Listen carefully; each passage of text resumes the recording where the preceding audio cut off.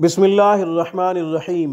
सामीन कराम, आज हम बांझपन का इलाज बताते हैं। बेऔलादी का खूबसूरत इलाज, कुरानी इलाज आपकी खिदमत में पेश करते हैं। जिन ख़वातीन व हज़रात के घर औलाद नहीं, ये अमल करें, इंशाअल्लाह औलाद जैसी प्यारी नेमत अल्लाह तबारक व तआला ज़रूर अता फ़रमाएंगे। बांझपन ख़त्म होगा इस अमल की बरकत से।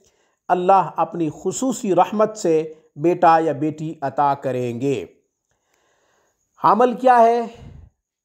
सूरत नूर पारा नंबर 18, सूरत नूर की आयत नंबर है 40।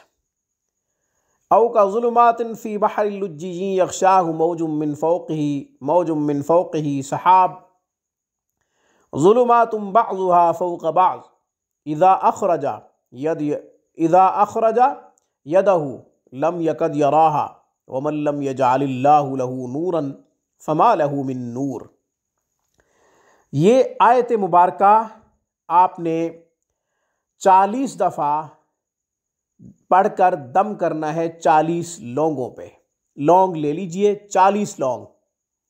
उसके ऊपर आपने इस आयत मुबारका को 40 दफ़ा पढ़ना है और सब के ऊपर एक फूंक मार दें। यूँ 40 लौंग जो है वो दम हो जाएंगे। 40 लौंग आपने खातून को देने हैं, या खातून ख़ुद दम कर सके तो बहुत अच्छी बात। पाकीज़ा होने के बाद, अय्याम माहवारी से फारिग होने के बाद रोज़ाना रात को एक लौंग ले ले। जब सोने लगे एक लौंग खा ले। खाने से पहले खूब पानी पी ले, मगर खाने के बाद पानी न पिए। जब लौंग खा ले तो उसके बाद सो जाए, फिर पानी न पिए। रात को 2-3 घंटे 4 घंटे गुजर जाने के बाद पानी पी ले तो हर्ज नहीं है, मगर फ़ौरन पानी न पिए। यूँ ये 40 लौंग 40 दिन तक खाए। अय्याम माहवारी से फारिग होने के बाद लौंग खाना शुरू कर दे। जब दूसरा महीना अय्याम माहवारी का आए, माहवारी के दौरान लौंग खाना बंद कर दे। फिर जब अय्याम माहवारी से फारिग हो जाए तो फिर बकिया अय्याम पूरे करे। बकिया जो दिन होंगे वो पूरे करेगी।